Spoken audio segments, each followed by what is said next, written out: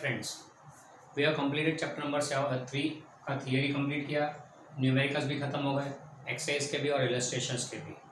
फिर मैंने आपको एक असाइनमेंट दिया हुआ है जिसके अंदर सम्स थोड़े आउट ऑफ बुक जा रहे हैं एंड थोड़े ऐसे हैं जो आपको करने जरूरी है। These are conceptual numericals which you need to know very well. इससे इनके सॉल्यूशंस मैं आपको करा रहा हूँ यहाँ पर।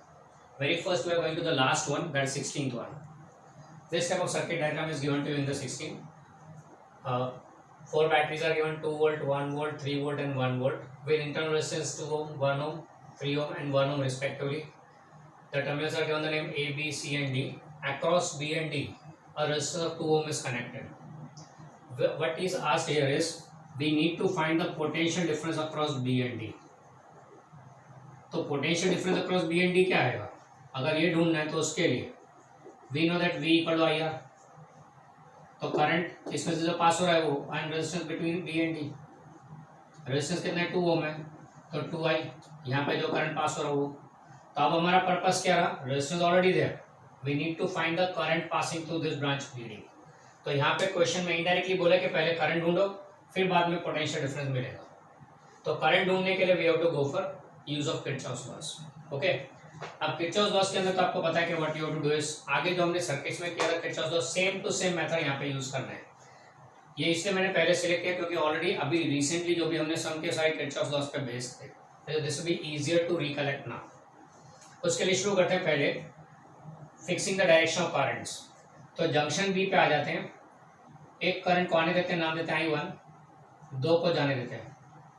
1 current incoming at B, 2 currents outgoing. Outgoing current में ये 2 ओम में से जा रहा है, उसको I2 बोल दिया तो ये हो जाएगा I1 माइनस I2। ये I1 माइनस I2 यहाँ से पास होगा 1 वोल्ट बैटरी में से, I1 माइनस I2 यहाँ आएगा, फिर इधर 2 वोल्ट बैटरी में से होता हुआ will come two point D। जबकि I2 करंट 2 ओम से पास होता हुआ यहाँ पे D पे आ जाएगा डायरेक्ट। दोनों यहाँ इकट्ठे हो जाएंगे, वापस इट बी I1, दोनों इकट्ठे हो गए, टोटल मार तो इट बी अगेन I1। तो ये I1 करंट कम से हो गया कंप्लीट, ये करंट डिस्ट्रीब्यूशन हो गया। Now we have 2 variables I1 I2, 2 unknown है हमारे पास, तो 2 इक्वेशन की जरूरत पड़ेगी। एक किरचॉफ सेकंड लूप रूल यहाँ पे लगा दो, दूसरा किरचॉफ लूप रूल यहाँ लगा दो, काम खत्म हो गया। दोनों में जो इक्वेशन बनेगी उसको सॉल्व करना है। चलो शुरू करते हैं। Using Kirchhoff's loop rule in loop A, B, D, A in clockwise direction। अब A से शुरू कर रहे हैं, क्लॉकवाइज डायरेक्शन चल रहे हैं, फॉलोइंग द एरो। हम यूँ चल रहे हैं, पहला आया बैटरी, बैटरी में पॉजिटिव से नेगेटिव जा रहे हैं, इससे पोटेंशियल डिक्रीज होगा बाय 2 वोल्ट तो -2। फिर आगे चले passing through resistance 2 ohm along the current I1, passing through resistance 2 ohm along the current I1 so will be -2I1। वहां से B पे आए, B से आगे चलते हैं टुवर्ड्स D, तो passing through 2 ohm along the current I2 that is -2I2। फिर आगे D पे, D से चले वापस A की तरफ, तो through 1 ohm along the current I1 through 1 ohm so -I1। फिर बैटरी के अंदर नेगेटिव से पॉजिटिव जा रहे हैं, इससे प्लस पोटेंशियल इंक्रीज तो +1 volt and that's equal to 0 according to the loop rule. तो ये पहला लूप हो गया कंप्लीट। सिंप्लीफाई करें इसको तो क्या बनेगा, -2I1 -1I1 यानी -3I1 हो गया, फिर -2I2 एंड ये -2 + 1 यानी -1 हो गया, उस तरफ भेज देते तो +1 हो जाएगा। ये equation number 1, -3I1 -2I2 is equal to 1।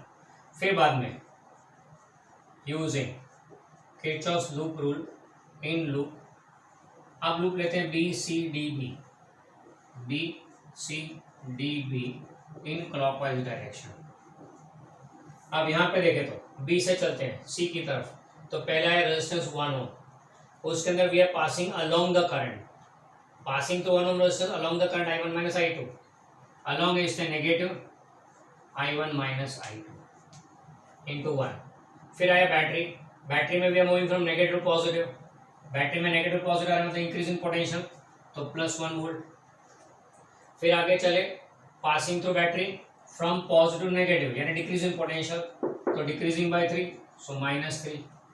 फिर resistance of 3 ohm passing through resistance 3 ohm along the current I1 minus I2, along जा रहे हैं इसके -3 times I1 minus I2, D पे आ गए। अब डी से back to B, passing through resistance 2 ohm against the current I2, passing through 2 ohm against the current I2, तो +2I2 against यानी प्लस करने का, अलोंग हुए तो माइनस रखने का, that's equal to 0, loop complete. अब इसको सिंप्लीफाई करें तो -1 एंड -3, तो -4I1 माइनस I2, फिर +2I2, फिर +1 -3 यानी -2 हो गया, राइट साइड पे भेज दो, +2 हो गया। अब इधर ब्रैकेट ओपन करते हैं तो what you get is -4I1 plus 4I2 plus 2I2 is equal to 2।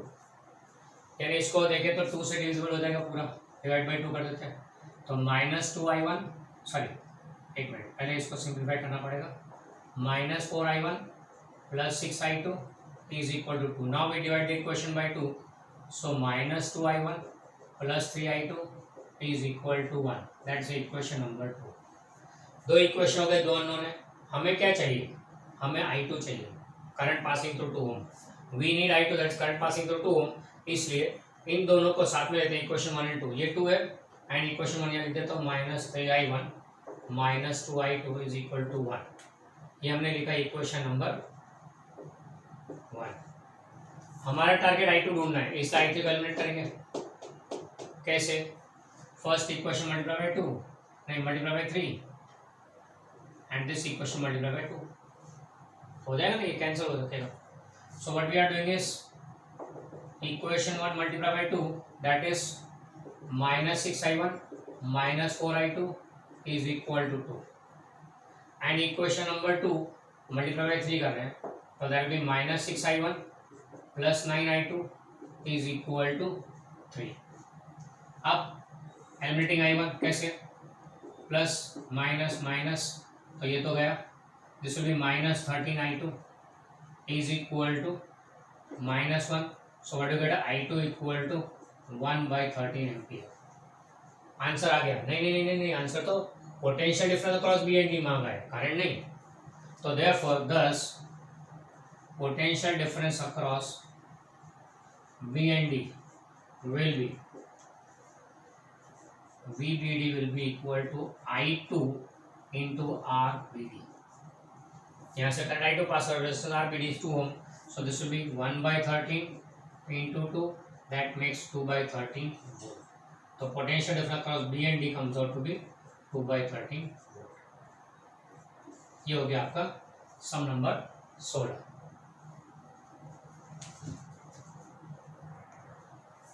Next we go for 15 number. ना 15 नंबर में भी आपको एक बैटरी EMF है, उसका इंटरनल रेजिस्टेंस R है एंड उसके बाद एक एक्सटर्नल रेजिस्टेंस कैपिटल R लगा दी है इस बैटरी के साथ, तो करंट I पास हो रहा है। अब when this current I will pass to this resistor R, external resistance R, power will be dissipated here, बराबर, पावर डिसिपेट होगा कितना, I²R। We know very well power का फॉर्मूला क्या होता है, I²R। तो यहाँ पावर डिसिपेट होगा, हमको बोला ये पावर मैक्सिमम कब होगा, power across R will be maximum, R across R will be maximum when internal resistance की वैल्यू and external resistance की वैल्यू सेम होगी। यानी ये सिचुएशन कब आएगा, when external resistance का value is equal to internal resistance, ये हो तो ही इट इज पॉसिबल ऐसा प्रूव करना है। ओके, तो पावर मैक्सिमम कब डिसिपेट होगा, जब एक्सटर्नल रेजिस्टेंस की वैल्यू इंटरनल रेजिस्टेंस जितनी हो तो उसको प्रूव करना है। तो उसके लिए शुरू करते हैं, चलो हियर इलेक्ट्रिक करंट I का फॉर्मूला जरूरत पड़ेगी, I क्या आएगा, तो E upon total resistance R plus R, बराबर है। तो therefore power dissipated across capital R क्या आएगा, तो P equal to I²R, across R है ना, तो power across R is P equal to I²R and I कितना है, E upon R plus R का होल स्क्वायर इंटू R। अब इसको ही लिख देते हैं, that is E² into R upon R plus R whole square. Question में क्या बोले, पावर मैक्सिमम कब होगा, जब आर की value equal to small R होगी, इसको यूँ लिख देते हैं, आर की वैल्यू जब स्मॉल आर होगी तो हमारे लिए क्या है, internal resistance we can not change, that is with the battery, we can adjust the value of external resistance. तो हमारे लिए आर वेरिएबल है, इसका वैल्यू जब इतना होगा, capital R will be equal to small R, in that case only power be maximum. तो हमें वो प्रूव करना है, पावर का फॉर्मूला हमें अब मिल गया। अब एक चीज और सीखो, कोई भी फंक्शन को मैक्सिमम होना हो तो, कोई भी फंक्शन को मैक्सिमम होना हो तो उसका फर्स्ट डिफरेंशिएशन 0 होना चाहिए। For a function f to be maximum, for function fx to be maximum, its first differentiation dfx by dx should be 0. For f to be maximum, उसका first differentiation should be 0. ऐसा एक maths में आप पढ़ोगे application और differentials में। ये जो प्रॉपर्टी है डिफरेंशिएशन की, ये हम लोग फिजिक्स में बहुत यूज करते हैं। कोई भी क्वांटिटी, कोई भी वेरिएबल अगर मैक्सिमम करने को बोला हो तो हमेशा इसी पे आ जाएगा, व्हेन यू वांट मैक्सिमम और मिनिमम, दोनों केस में आएगा। तो फॉर फंक्शन टू मैक्सिमम और minimum it's first derivative should be 0। तो तुम बोलोगे सर मैक्सिमम फिर मिनिमम के लिए कंडीशन, मैक्सिमम दोनों के लिए है, फर्स्ट डिफरेंशिएशन शुड बी 0, यानी कि इन जनरल वो तो to for a function to be extremum, extreme यानी आइदर मैक्सिमम और मिनिमम। तो फिर इन दोनों को डिफरेंशिएट कैसे करेंगे, वो तो मैथ्स के सर बताएंगे जब एप्लीकेशन और डिफरेंशिएशन पढ़ोगे। हमें फिजिक्स में तो इतने तक ही जाना है कि फंक्शन को अगर मैक्सिमम होना हो या मिनिमम होना हो, उसका फर्स्ट डिफरेंशिएशन 0 होना चाहिए। हाँ, कंडीशन है कि किस केस में मैक्सिमम है, किस केस में मिनिमम, उसके लिए इससे और स्टेप आगे बढ़ना है, पर हमें अभी नहीं जाना, हमारे काम की चीज नहीं है। हम बोर्ड के लेवल तक इससे इधर तक जा रहे हैं, out of textbook. Okay, अब यहाँ पे for this power to be maximum, now for p to be maximum, dp by dr, क्यों, वेरिएबल हमारा r है जिसको इक्वल टू r प्रूव करना है, dp by dr should be 0।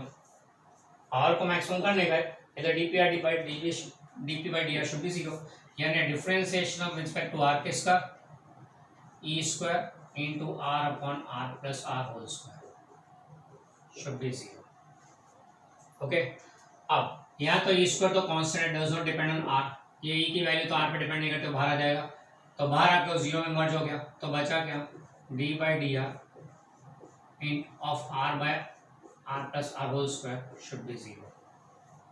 अब यह डिफरेंशिएशन करना है, न्यूमरेटर में भी वेरिएबल है, डिनोमिनेटर में भी वेरिएबल है, तो यहाँ डिवीजन रूल चलेगा।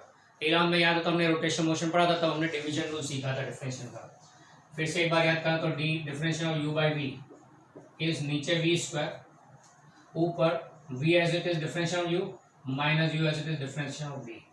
अब तो मैथ्स वाले लोग तो पावरफुल हो गए इसमें, इसलिए उनको तो ये आराम से आएगा, कोई बड़ी बात नहीं है। तो लेफ्ट साइड पे डिफरेंशिएशन करते हैं, तो डिनोमिनेटर का स्क्वायर करना है, तो r प्लस r का स्क्वायर है ऑलरेडी, तो स्क्वायर का स्क्वायर रेज़ टू 4 हो गया। फिर न्यूमरेटर में denominator as it is r plus r whole square as it is, differentiation of r, तो dr बाई dr तो 1 हो जाएगा, minus numerator as it is, अब इसका डिफरेंशिएशन तो 2 times r plus r। Okay, X square का 2x होता है वही। अब सिंप्लीफाई करते हैं इसको, ऊपर r प्लस r कॉमन निकलेगा और एक उड़ जाएगा नीचे, तो what remains in the denominator is r plus r का क्यूब, एक कॉमन निकल गया, उड़ गया, तो ऊपर बचा r plus r minus twice r, ये कॉमन निकल गया, इधर से एक चला गया, तो r प्लस r बचा माइनस 2r इक्वल टू 0। अब दिस इज नॉन जीरो, तो यहाँ जाके मर्ज होकर 0 हो जाएगा, न्यूमरेटर में क्या मिलेगा, r minus r equal to 0, ये तो उधर गया ना, मर्ज हो गया 0, therefore we can say that r is equal to r। इस कंडीशन में r को मैक्सिमम होना, तो ये कंडीशन मीट करनी पड़े, external resistance should be equal to internal resistance. ये तो सम हो गया, इसको आप डायरेक्टली भी अप्लाई कर सकते हैं। अगर मान लो कोई एमसीक्यू पूछा है, उसमें बोला है कि यहाँ पे पावर कितना मैक्सिमम पावर कब डिसिपेट होगा, तो बिना देखे यू कैन से दैट इसकी value should be equal to internal resistance. ये जो सॉल्यूशन क्या हो तो फाइन, पर इसका ये जो कॉन्सेप्ट है वो आप डायरेक्टली भी यूज कर सकते हैं एमसीक्यू में। जब भी बोला कि किसी एक्सटर्नल रेजिस्टेंस में पावर मैक्सिमम किस कंडीशन में होगा, तो सीधा बोल दो वो एक्सटर्नल रेजिस्टेंस का value should be equal to internal resistance, ये दोनों सेम होंगे तो पावर मैक्सिमम डिसिपेट होगा। Okay, that's 15 number. Next we go on for 14 number. Now 14 number में what you are given is एक रेजिस्टेंस, एक पोटेंशियल डिफरेंस वी अप्लाई किया to resistance R1, तो उसमें पावर P1 डिसिपेट होता है। दूसरा रेजिस्टेंस R2 है, उसमें वो पावर P2 डिसाइड होता है यूजिंग सेम पोटेंशियल डिफरेंस, यानी दोनों रेजिस्टर पे सेम पोटेंशियल डिफरेंस अप्लाई किए, इंडिविजुअल इसमें पावर P1, इसमें पावर P2, फिर बोला दोनों को सीरीज में कनेक्ट किया, तो जो पावर आता है let's say PS, power in case of series connection of these two वो, एंड फिर इन दोनों को पैरेलल में कनेक्ट किया, तो उस केस में जो पावर आता है let's say power in P, parallel connection, तो इन दोनों का multiplication is equal to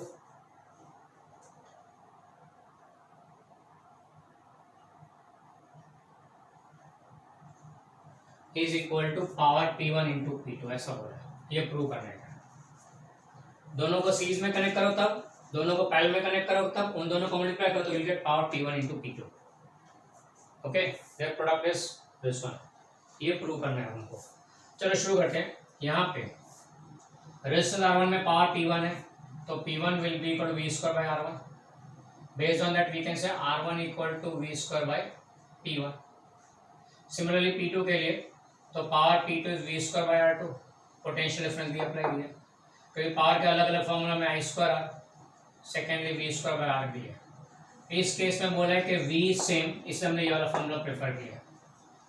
now this is R2 is equal to V square by P2, बराबर, ये R1 R2 के फॉर्मूला हुआ है। नाउ व्हेन इन सीरीज, दोनों को सीरीज में कनेक्ट किया, तब रिजल्टेंट रेजिस्टेंस क्या होगा, RS will be equal to R1 plus R2, voltage V पे अप्लाई किया, तो therefore power PS will be V square by RS and that is V square by R1 plus R2। Power in case of series connection obtain कर रहे हैं, अब R1 R2 का formula रख देते हैं यहाँ पे, तो this will be V square upon R1 V square by P1 plus R2 V square by P2।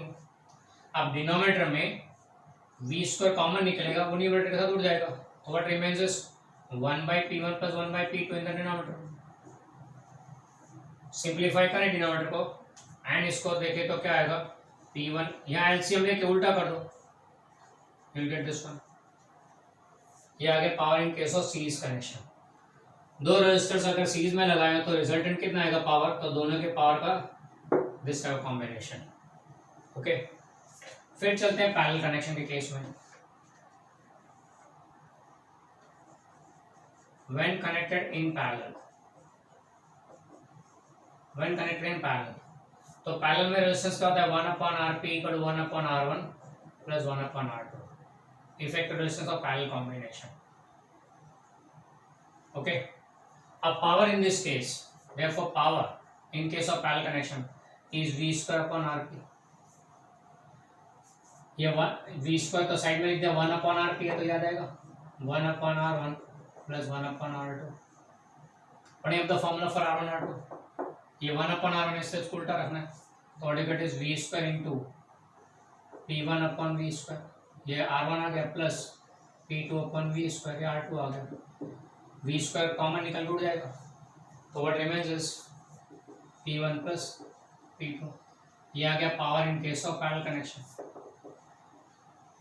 Okay, अब तीसरा step, PS into PP, power in case of series into power in case of parallel, multiply कर दे दोनों, तो power in series P1 P2 upon P1 plus P2, ये series connection, and parallel connection में P1 plus P2,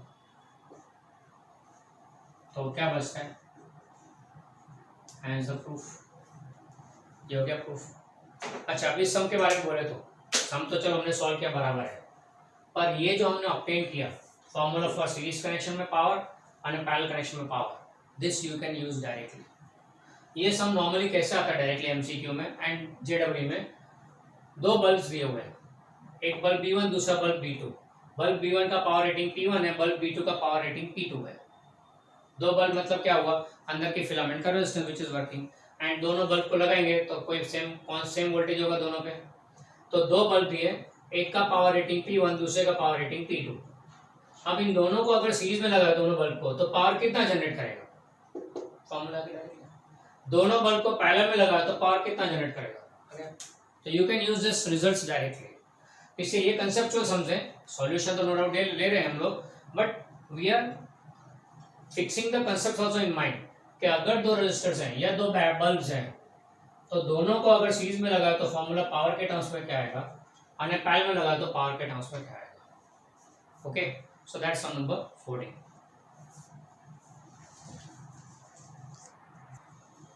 next we gone for 13 number.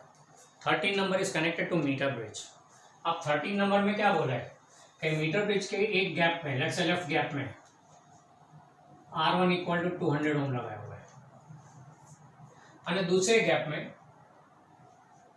एक 50 ओम और दूसरा unknown resistance X दोनों series में लगाए हैं. अगर क्वेश्चन पढ़ोगे ध्यान से तो आपको दिखेगा लेफ्ट राइट साइड पे राइट गैप में 50 और X दोनों सीरीज में लगाए हैं. तो इस वाला R2 क्या हो गया, what does it mean, R2 कितना हो गया, R2 will be 50 plus X. Okay, ये दोनों सीरीज में लगाए तो 50 प्लस X हो गया. अब बैलेंसिंग पॉइंट कहाँ मिल रहा है, तो L1 इक्वल टू 50 सेंटीमीटर पर मिल रहा है, ऐसा क्वेश्चन में बोला हुआ है. Balancing point is obtained at 50 centimetre. तो we have to find the unknown resistance X and फिर उसका टेम्परेचर ढूंढना है. चलो पहले अननोन रेजिस्टेंस ढूंढते हैं. फिर R1 upon R2 will be equal to L1 upon L2. R1 कितना है 200 ओम, बैलेंसिंग पॉइंट है ना इसके, ये कंडीशन आ जाएगा 200 ओम एंड R2 दिया 50 प्लस X, L1 दिया 50, L2 क्या आएगा, मीटर भी तो 1 मीटर का ही होता है ना, तो ये L2 भी विल बी इक्वल टू 50 हो जाएगा ना. L1 minus, sorry this is 100 minus L1 again 50. तो यहाँ पे क्या हो जाएगा 200 is equal to 50 plus X. तो what you get the value of X is 150 ohm. आधा सम खत्म हो गया. अब क्या बोला है, इस X को एक टेम्परेचर बात में रखा हुआ है, तो इसका टेम्परेचर क्या होगा, इसके फिलामेंट का टेम्परेचर क्या होगा ये बोला हुआ है. एंड हमको डेटा दिया हुआ है T0 equal to reference temperature T0 पे रेजिस्टेंस 100 ओम है. T equal to 0 degree Celsius पे रेजिस्टेंस 100 ओम है. तो हमारे पास रेजिस्टेंस कितना आ रहा है 150 ओम. तो टेम्परेचर कितना होगा, T मांगा है, यानी ये इसको अगर टेम्परेचर बात में रखो तो 150 ओम किस टेम्परेचर पे आएगा. Alpha is already given to you. Alpha आपको दिया हुआ है 0.5 into 10 raised to -3. Alpha is given 0.5 into 10 raised to -3, sorry degree Celsius inverse. Okay, अब तो ये सम हो गया वही टेम्परेचर वेरिएशन का. RT equal to R0 into 1 plus alpha into T minus T0. You are given everything except temperature T. RT दिया हुआ है, R0 दिया हुआ है, T0 दिया हुआ है, अल्फा भी दिया हुआ है. तो फिर बच्चा क्या T ढूंढना है, तो simply find get the value of T. Temperature आ जाएगा. अब ये सम टिपिकली क्यों लिए, एक तो विस्टम नेटवर्क का समय, विस्टम ब्रिज का, मीटर ब्रिज का, एंड साथ में दूसरा ये सेक्शन दूसरा डिपेंडेंस ऑफ टेम्परेचर, रेजिस्टेंस और टेम्परेचर पे आ गया. यानी एक ही चैप्टर के दो अलग अलग पार्ट है, दोनों को एक दूसरे का कोई लेना देना नहीं है. फिर भी ये सम is made combining both of them. याद होगा हमने 11 में भी काफी सम ऐसे किए थे जिसमें दो अलग अलग चैप्टर के मेथड कंबाइन होती है. तो यहाँ पे भी ऐसा ही है, अलग अलग चैप्टर नहीं है पर दो अलग अलग मेथड्स यहाँ कंबाइन हो रही है. मीटर ब्रिज भी और डिपेंडेंस ऑफ रेजिस्टेंस और टेम्परेचर भी. जब ऐसा सम आए तो समझ जाने का आप स्टेट बोर्ड से निकल के JEE में आ गए. Okay, so this is that type of sum, इसलिए खास यहाँ पे रखा हुआ है degree sir. Next we go on for 7th sum. In 7th you are given a formula for current I equal to I0 plus alpha t, where I0 is a constant value 10 ampere, alpha is a constant value 4 ampere per second, and t is the time. Yani here current is a function of time. So we have said that from initial in first 10 seconds यानी 0 से लेकर 10 second में कितना charge flow होगा वो find करना है, कितना चार्ज फ्लो होगा वो फाइंड करना है. Now in the book we have already studied that I is equal to dq by dt. Charge flow हो रहा है तो differentiating respect to time gives you current. ये आपको दिया हुआ है कि current is differentiation of charge, यानी चार्ज दिया हो तो आपको करंट मिल सकता है बाय डिफरेंशिएटिंग. चार्ज दिया हो तो करंट मिल सकता है बाय डिफरेंशिएटिंग. यहाँ तो करंट दिया हुआ है, चार्ज ऑब्टेन करना है, करंट दिया हुआ है, चार्ज ऑब्टेन करना है. तो क्या करेंगे, फिर से याद करो 11th standard we had done such type of problem के if D differentiation of fx is gx, then integration of G X will be F X. यानी अगर f का डिफरेंशियल g है तो g का इंटीग्रेशन f आएगा। f का differential g है तो g का इंटीग्रेशन f आएगा। यानी कि यहाँ पे q का डिफरेंशियल i है तो i का इंटीग्रेशन q दे देगा आपको। तो अगर q ऑब्टेन करना तो क्या करने का, इंटीग्रेशन i dt। इसलिए ये खास इसलिए यहाँ पे लिया हुआ है क्योंकि with this we know already, it's there in the book. पर q दिया, q ऑब्टेन करना i में से तो फिर उल्टा चले इंटीग्रेशन। तो यहाँ पे इंटीग्रेशन ऑफ i कितना है 10 प्लस 40, तो 10 plus 40 with respect to time from 0 to 10 second, ये t1 to t2 ना। तो this will B differential, integrate करते हैं 10 का इंटीग्रेशन 10t आएगा प्लस 4 का integration 4 as it is t square by 2 from 0 to 10। So this will be 10t plus 2t square from 0 to 10। अब upper limit minus lower limit, तो पहले upper limit रखते हैं 10 इंटू 10, अपर लिमिट रखने t की जगह, plus 2 into 10 का square, फिर ये अपर लिमिट रख दिया माइनस लोअर लिमिट, t की जगह 0 रखना है तो 10 इंटू 0 प्लस 2 इंटू 0 का स्क्वायर। तो ये तो सेकेंड टर्म तो गायब हो गया, बचा के 100 प्लस 200 300। इस सब में स्पेशल क्या था, चार्ज दिया हो करंट फाइंड करना तो गो फॉर डिफरेंशियल, उल्टा करंट दिया हो चार्ज फाइंड करना है तो go for differential. This is what was the main highlight point of this sum. Okay, that's sum number 7।